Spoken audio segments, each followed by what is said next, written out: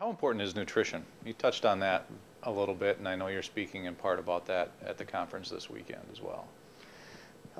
Nutrition is the only reason we can be well.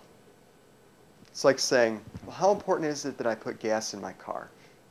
Well, that's absurd, right? We would never think that. And if the gas tank ran out, we would think, well, come on, why didn't you put gas in the car? What else could make our body work properly?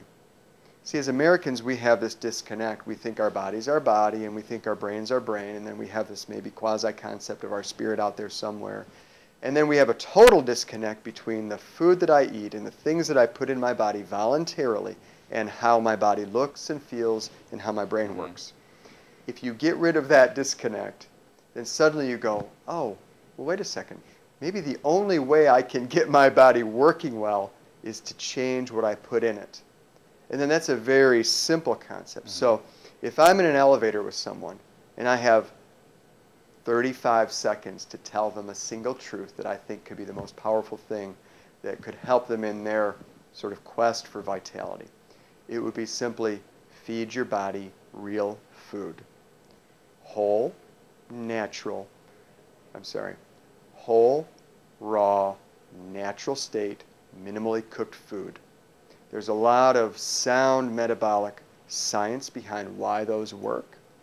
And avoid sugar, flour, fructose, oils, and superheated foods.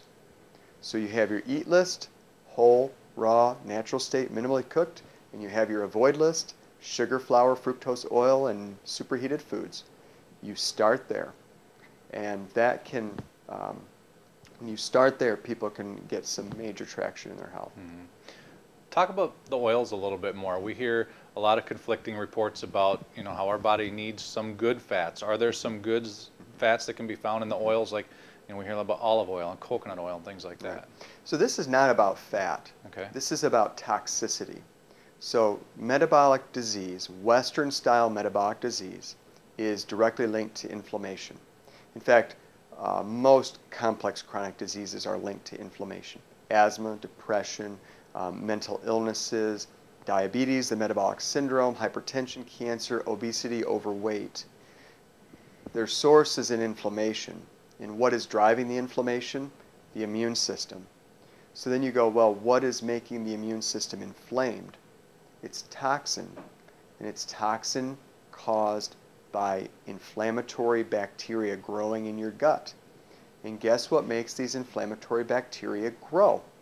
Sugar and flour and fructose. Because it's just food.